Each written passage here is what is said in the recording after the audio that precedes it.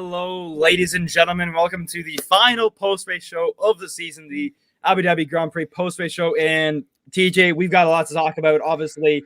Lots of drama near the end of the race. We're going to get all into it throughout the race. But what a finish to the season, might I say. Like, what are your thoughts? What are your thoughts? Yeah, I'm still trying to catch my breath over everything that's happened. I mean, there was drama, there was controversy. This race more or less summed up the season in a lot of ways. For sure. No, I 100% agree with you. This season has been a whirlwind of emotions for both teams and for both drivers as well. And for it to end this way, in the way that it did, drama all, of course, with the safety car, the last minute decision to change whether the lapped cars can overtake and how many lapped cars will be able to overtake as well. Because I think there was 4 or 5 cars that were between Lewis Hamilton and Max Verstappen that were able to overtake in the last few corners before the cars went green and then they went racing, where Max Verstappen and Lewis Hamilton were very close in the end as well. Like, very, very close. Yeah, and that's the thing, because, Mercedes have obviously lodged 2 protests, one of which was relating to the mixed messages that were delivered by the FIA. And, there really only were 2 choices that could have been or should have been made. Yeah. One choice was they don't let anyone lap, and they keep the running order as it is. Yep. And that would allow Hamilton to take the checkered flag pretty much, because Verstappen would be too far back. The second option they should have chosen from was to let all the lapped cars through, including the final 3 that weren't allowed to be lapped. And at that point, they would follow the regulation to the letter, and then the safety car would have come in at the end of the next lap, which would have been the final lap of the race, and Hamilton would be world champion that way. But the fact that they chose a middle ground, you could sort of see why they did it, because they wanted to get some action at the last lap. But it did leave a bitter taste in my mouth. Verstappen, a very deserving world champion. No, Don't get me wrong. Yeah, absolutely deserved to win the world championship. But it did leave a bitter taste in my mouth, because this sort of mixed messaging has been happening quite a lot this season, especially as of late. So I don't know. It's just, and had the roles been reversed, had Mercedes benefited from the exact same circumstances, then Red Bull would have probably launched the protests. So when that decision came down, there was never going to be a winner. And there was never going to be a clear not winner. everyone was going to be happy with that decision. Yeah. Everyone is always going to complain, and I fully agree with you.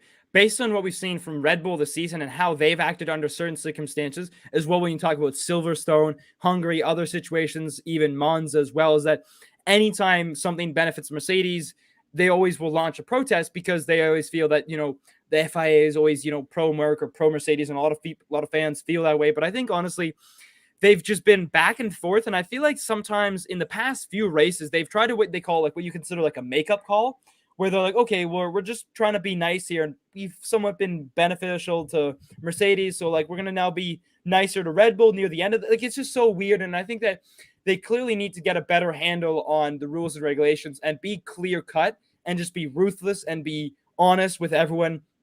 Because these decisions, even we saw in Saudi Arabia, the whole discussion that Michael Masi was having with Red Bull to give them the option to start behind Lewis Hamilton.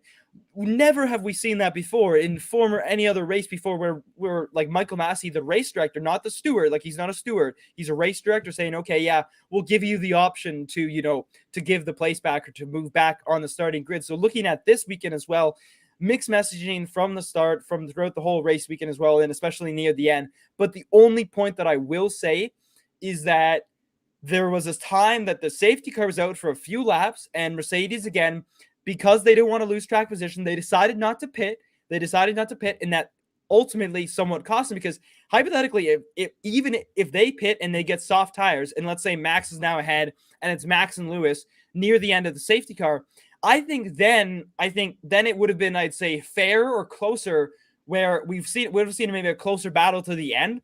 And then maybe Mercedes isn't feeling the same way because, okay, we're on a fair strategy where we've got equal pace and stuff like that in terms of the tire deg. But because they kept him out, he was on old tires, like 35 plus 40 lap old tires, where Verstappen was on fresh new soft tires. So it's just interesting to see the case of that. Like, that's the only point that I will say. But regardless, everything else, regardless about that, I can understand why they want to make that protest, because I would be feeling the same way as well. You won the World Constructors title, but you didn't win the Drivers' World Championship because of really one racing lap that happened, because they made the decision. I understand they want to make the decision. They had to make the decision because it's the last race of the season.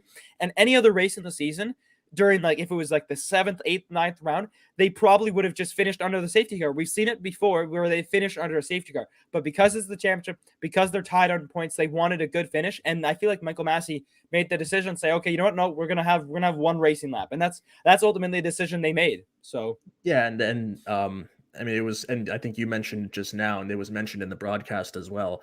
Mercedes made the call assuming that one of those two options would be taken, whether they would finish behind the safety car or all the lapped cars would be allowed to unlap themselves, which would give Hamilton the title. Because of that, they told him to stay out. So for them to sort of see that the regulations were not being properly followed to the letter, I mean, anyone would be upset by that. Doesn't matter what race of the season, you'd still want to, get some precedent going forward. And now with the new cars coming in next year, when the racing is expected to be a lot closer, could there be more scenarios like this? Could there be instances where regulations are not being followed to the letter, and because of that, there's going to be controversy? And there was some talk that was brought up on the Sky Sports broadcast. Would Michael Masi, like, some people were calling for Michael Masi to lose his job, and then Nico Rosberg brought up the point, that's a terrible idea, because one,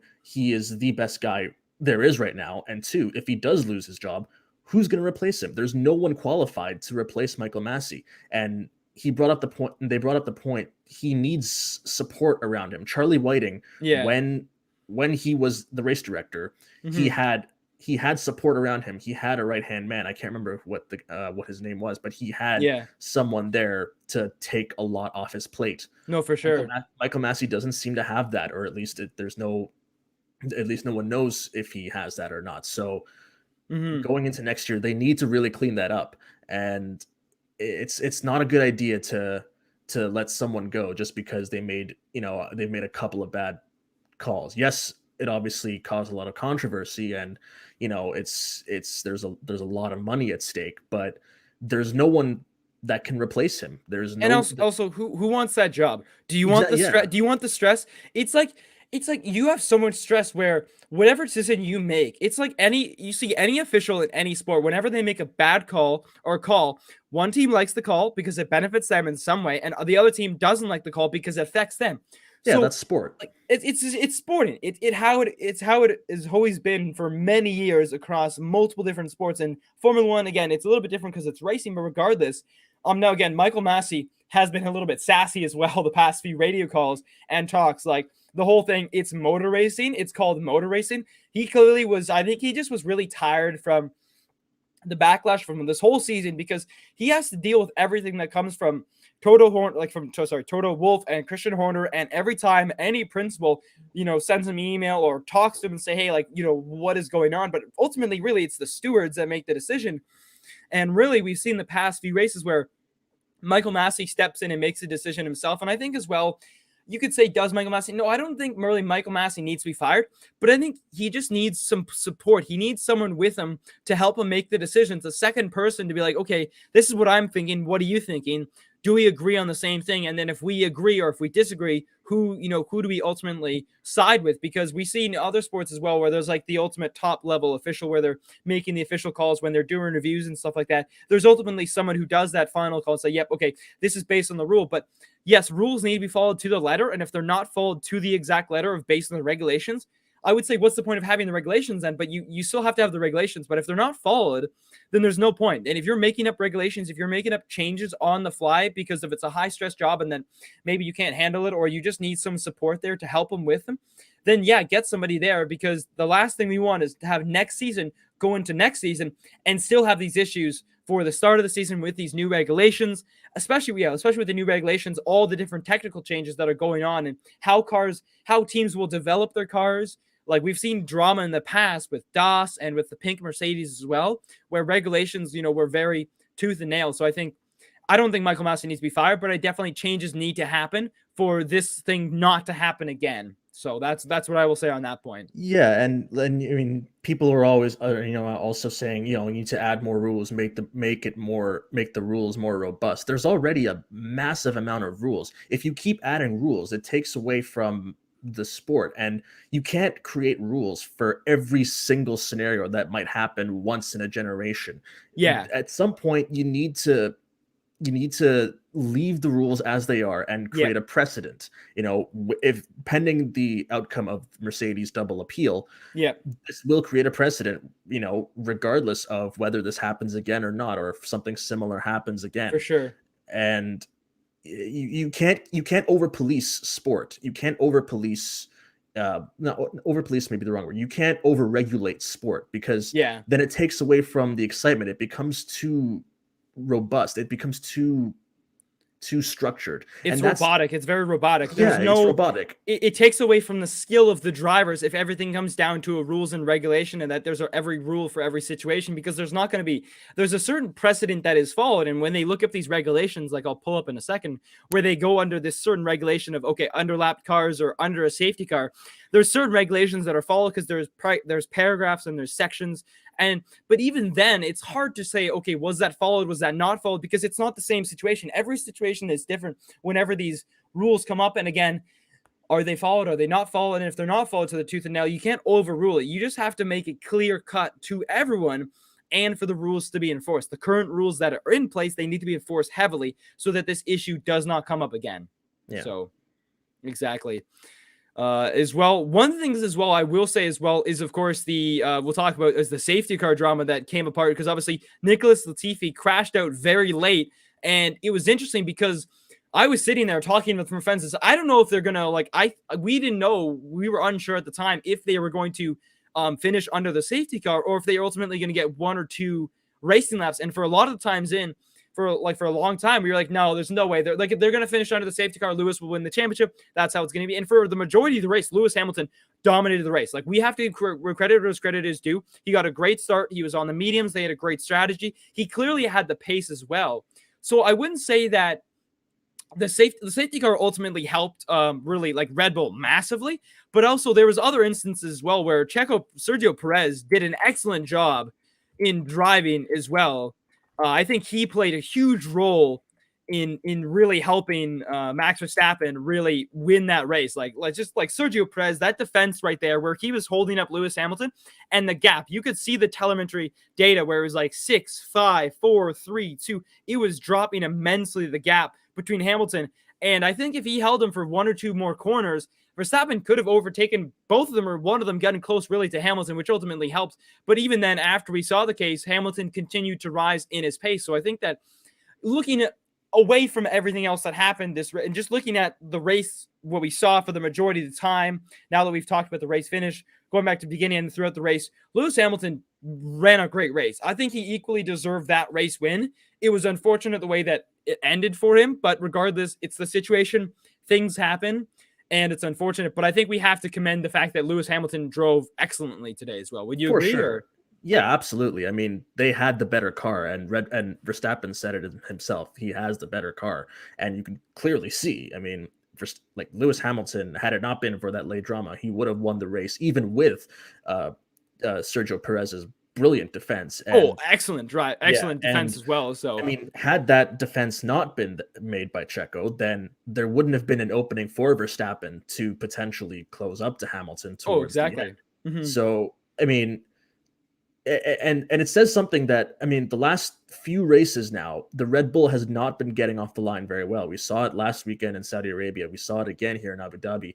Verstappen should have had the better tire, and he did have the better tire, but he just got a bad start. So, I mean, at that point, maybe it's something to do with the machinery, or maybe it's something to do with maybe Verstappen just messed up both times. It just happened to get bad starts both times. But I don't know. I think it's, I mean, that the race should have been won by Mercedes, like I've said Yeah. before. It should have been won by Hamilton. He should have won the race and with it the world championship. But I mean, it does say something. And I mean, even with the challenge that Red Bull threw up this year, it's, it doesn't, the championship's not decided, by one race or by where you are mid-season or at the summer break. It's decided at the end and how you build up to it. So exactly. Yeah. And Mercedes were just dominant over the last few races ever since Brazil. Yeah, that was, I mean, Mercedes had the worst weekend you could imagine. The car was the car was great, but I mean, they had everything going against them. Rules, reliability, they made changes, and they still somehow got the win through Hamilton. And finished 1 and 3 in the race, and then from there on, they just dominated in Qatar, Saudi Arabia, and then Abu Dhabi, and then even going back to Mexico, they qualified 1 and 2. If it wasn't for that poor start from Valtteri Bottas and Lewis Hamilton getting caught up as well, and then Max Verstappen ultimately leading the race. So the second half surge, like they made an immense, I'd say, rebuild or rebound from, the midway through the 3/4 part of the season. So they ultimately deserve that World Drivers' Championship that they won this season. Their 8th straight, might I say, 8th straight, which is absolutely just crazy. Like they somehow, and what's crazy as well about, because I was listening to this during the broadcast, is that ultimately they kind of stopped developing their car. The car that Lewis Hamilton ran supposedly is like the W11. It's a 2-year-old car, supposedly what was said. So the fact that a 2-year-old car with little to no upgrades made during the season was able to beat a brand new Red Bull 2021 with upgrades throughout the season proves just how dominant Mercedes are, and the abilities, and not only, and I'm not saying money-wise, because there was a budget cap, just the pure talent and skill and ability they have within their team, and the engineers, the whole factory. They just have a great ability to build a racing car, an amazing racing car every year. And it showed that clearly Lewis Hamilton had the better racing car the past few races. He had the better pace, and throughout most of the race, we thought, honestly, without a safety car, without that last minute safety car, Lewis Hamilton would have won. He would have won a dominant race by 11 seconds clear. And, he would have become an 8 world championship. And I would be okay with that, honestly. I'm happy Verstappen won, but also at the same point, it would be awesome to see Lewis Hamilton beat Michael Schumacher's record to win 8 world drivers championships as well, to ultimately, on a pure number standpoint, be the ultimate best driver by pure accolades of just straight numbers, which is just absolutely insane. So yeah, and I think going back to this race in particular, in Abu Dhabi, I mean, all weekend that it's been really Mercedes. They led for a lot of the ways during practice, and Red Bull messed up in qualifying. They messed up their strategy, and they had to start this race today on the soft tire. So, I mean, Mercedes had everything going for them. And, once again, it looked like a straightforward Mercedes win, at Q2. And even though Verstappen got pole position, and quite brilliantly, may I add, he got pole position, he was still going to be starting on the wrong tire. And Red Bull were really, really nervous, and understandably so. They'd be starting on the wrong tire, but they were hoping that they would get the jump at the start, which didn't end up happening because Hamilton got the better start with the medium tire. Yeah. So, I mean, it was really in Mercedes' hands, and it just got taken away from them, which was a real shame.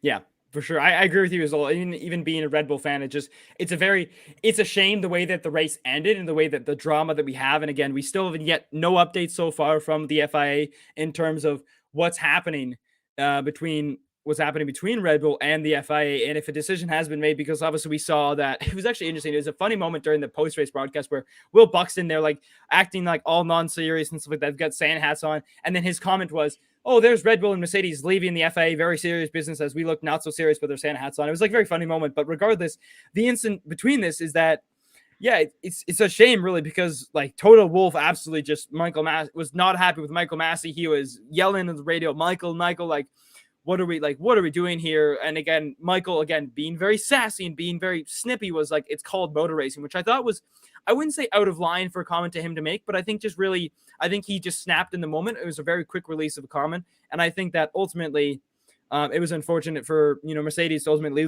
lose this race, because they dominated this weekend as well.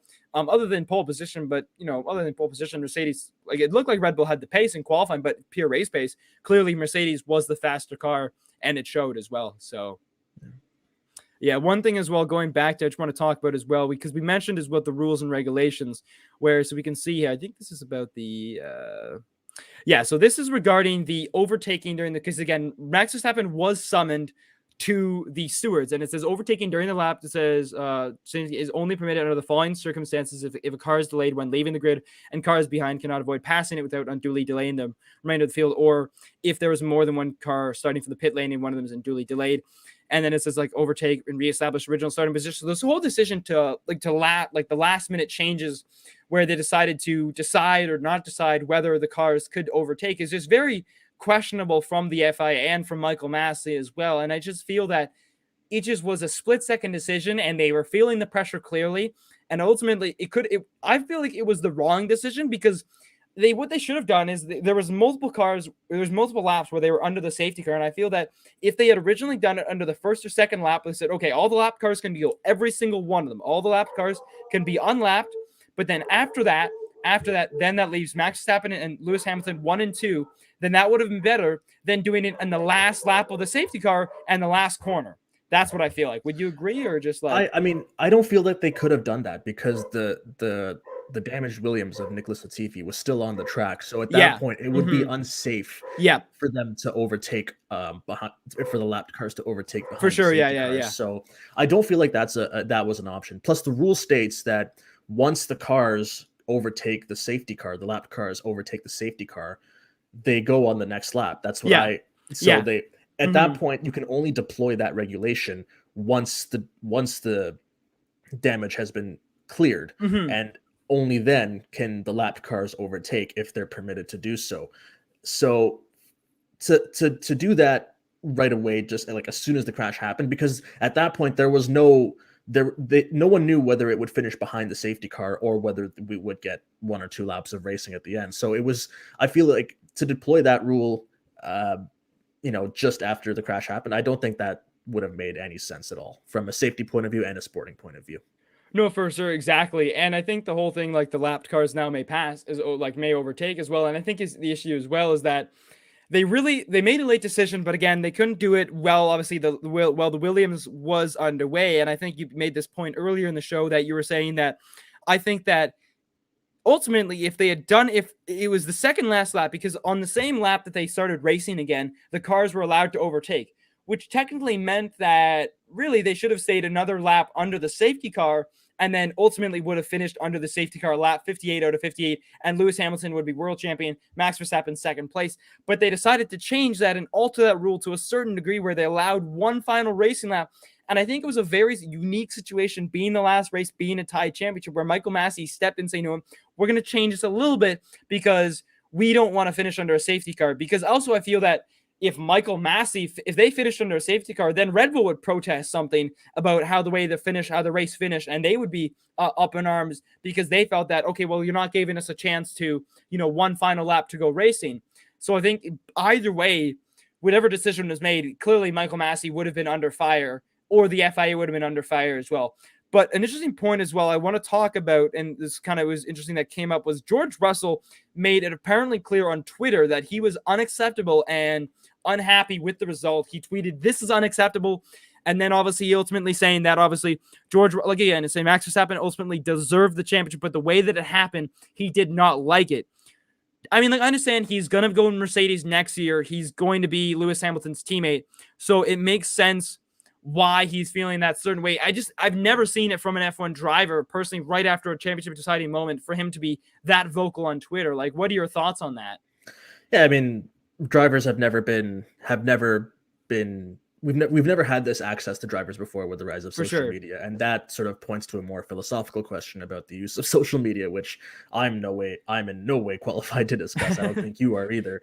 But I mean, like you said, he is going to Mercedes next year. So naturally he would want to get his opinion heard on that. But and he did say that Max is a fantastic driver who's had a fantastic season, and his two tweets about that, I mean, it sums up what I was feeling to a T. I mean, it shouldn't have happened the way it did, and Yeah, I mean, and Max, let's be, he does deserve the world championship, for which sure. is Yeah. why I mean, I'm not too upset about everything that happened, but I mean, it was really what I was thinking.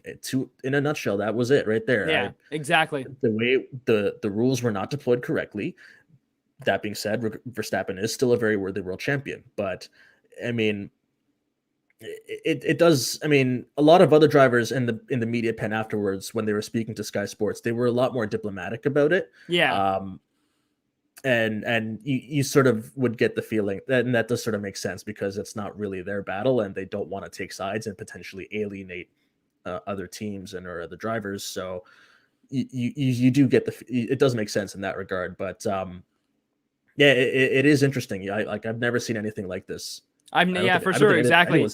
No one has really felt that way or really pushed on a certain message. I think the only other message that we saw was when Antonio Giovinazzi did not get the seat, and he was very vocal about the money side of things. And that was the only other time that we saw an F1 driver be so vocal about a certain position. So the quote exactly is, Max is an absolutely fantastic driver who has had an incredible season, and I have nothing but huge respect for him. But what just happened is absolutely unacceptable. I cannot believe what we've just seen, and says this is unacceptable. And again, I agree somewhat with George Russell, because as a driver and stuff like that, you have to have certain standards and certain understanding, moral code there's the sporting code within drivers, the unwritten rules, and there's certain things where you have to accept. And I think that I can understand his frustration towards that, because he's on Team Lewis. He's going to be a Mercedes driver. He's a fan.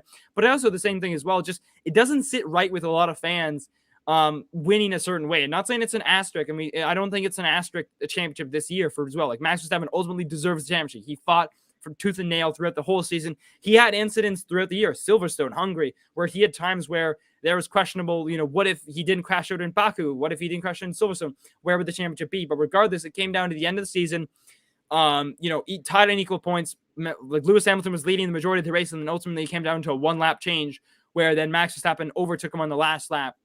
And I think that ultimately, if hypothetical situation, let's say, for example, there's no safety car, but Max Verstappen just catches Lewis Hamilton and beats him on the last lap, just on pure pace, just on being on fresher hard tires like he was, because he did pit again a second time for a new set of fresh tires, and then got the gap to around 10, 11 seconds. He had to get, I think it was 14 seconds with like 18 laps to go. He had to get like an eighth per lap. He wasn't able to do that. He only cut it down to 10 seconds. And then, of course, there was the safety car. But ultimately, if he was able to catch him and ultimately just beat him clear up, I think it would have been a great finish to the season. And that would have been a much better, because fans would be like, okay, there's no safety car. He just beat him on pure pace, having fresher tires, and Red Bull beat him on the strategy. But because of this whole safety car drama, there's a lot of question marks up in air of the validity of the championship and how well, and again, still being protested as well as we speak, as we talk in the show, is that, will we see a reversal of any type of, point differential or change? And I think I would hate to see it that way, with the championship already being awarded to Max Verstappen technically, but again, the protest is still being underway. But again, last minute rule changes we've seen before as well, and so post race penalties were given. So it's just crazy, absolute finish to the season. But you never want to see a championship decided by the regulators. You never want to see it in any sport. You hate to see it decided that way. You hate to see races decided that way. Oh, for sure, let alone championships. Yeah. But it does, and we brought this up earlier. This whole mess needs to be cleaned up by the start of next season, because it's just if more situations like this come up, obviously this was a once in a generational situation where whoever did better would pretty much win the world championship. Mm-hmm. But even if there was a 24-point gap between Mercedes and Verstappen, if the same thing were to happen again, the exact same thing happened again, it's just that if there was a big enough gap in the championship, they would have still lodged a protest, because they still want as many points as possible, because they want to solidify their place in the constructors and the drivers championships. So for sure. And I remember I was watching the post-race show on Sky Sports. Yep. Mercedes allegedly brought in a barrister to help with their appeal with the stewards. So A barrister. They brought in an actual lawyer. So I mean, and they That's did crazy. Yeah. and they did say that. And then I think it was Martin Brundle who said that this Yeah. is now a legal situation because it Mhm. goes, it's concerning the rules. But Mhm. I mean, for Mercedes to bring in an actual lawyer, I mean, it says a lot. This championship has been tooth and nail all the way from the beginning up till now, and I mean, they don't want to give any margin for error Yeah. with a potential appeal because there is a world championship at stake. There is a title at stake, and you know, and we saw Hamilton post race. He was very diplomatic. He congratulated Verstappen. We He's saw very, very humble. Very he was humble. very humble about it, and yeah, and we saw Anthony Hamilton congratulate the Verstappens, and we saw Hamilton and Lewis and Max. They shared a moment. Yep. Before the podium, but it's something needs to be cleaned up, and it needs to be cleaned Yeah. up fast. And I'll say that I'll say that forever because Yeah. there needs to be a clearer consensus. And I was watching a video. I can't remember. It was one of Veloce's backseat driver videos. I was Right. watching one of those. Yeah. I can't remember who said it, but someone said in other sports there's a clear there's a clear list of penalties that are applied to every situation. Yeah. Here it seems they're just making it up as they go along, and Mhm. it certainly felt that way today at the end. And and with other circumstances throughout the season, sure, yeah. in Brazil and Saudi Arabia. So there needs to be a clearer. I mean, I'm not saying like I obviously said they can't create a rule for every single situation, but they need to clarify the rules to make them more robust, to make For them sure, yeah. more clear cut and less open to Yeah, interpretation exactly. or less ambiguous. Yeah. And I think one point I will just final point before we end up the show as well. I think as well with the rules, and you see in other rules, but let's say, for example, American football, there's flags, there are yards, like 10, 15 yards for certain penalties. I think like 5, 10 second penalties or like a drive-through penalty. Again, there is that like sense to that rule, certain rules, but a lot of times it's hearsay. Like sometimes it's a 5 seconds, sometimes it's a 10 seconds, sometimes it's a grid position penalty. But I feel like they need to kind of clarify certain things where, like, okay, for certain situations, it's a time penalty. For certain situations, it's a post-race penalty where it's a grid change penalty, either before or after the qualifying, before or after the race, before or after. Again, we do still want to have that, but I feel sometimes it's made up at a certain situation. It's not as robust and clear cut as other sports. And I would agree with that point that whoever made in that Veloce video, the fact that, yeah, again, it seems like they are making up the rules as well. We saw even in Saudi Arabia when Michael Masi was making that point to Red Bull, making that proposition that we've never seen that before. So having the rules kind of made up on the spot is very odd to see and very weird to see. But I think, yeah, definitely, it just needs to be cleaned up for next season. So that's what I'll leave it at that. And it's been an absolute amazing season. Thank you guys for following along to the Intermission Sports. Make sure to subscribe to our YouTube channel and check out theintermissionsports.com for more content. We're going to be trying to push a lot of motorsport content end of the season. We'll probably have a season recap show and article out, as well as some other articles. Thank you very much, TJ. I'd like to say personal thank you to you for being part of the team and joining me every Saturday or Sunday for the pre-race and pro-race show, because post-race show I can't speak. But yeah, it's been obviously lots of fun talking F1 and really having a platform to speak on that as well and give out our voice and opinions to a crazy season. And I can't wait. Honestly, it's going to be a long winter months before the 2022 season starts. And hopefully, I'm sure there's lots of other motorsports happening, and we'll try to cover them as much as we can. But I'd like to say thank you very much. And yeah, have a good weekend, everyone. Yep. Have a great holiday. Yep.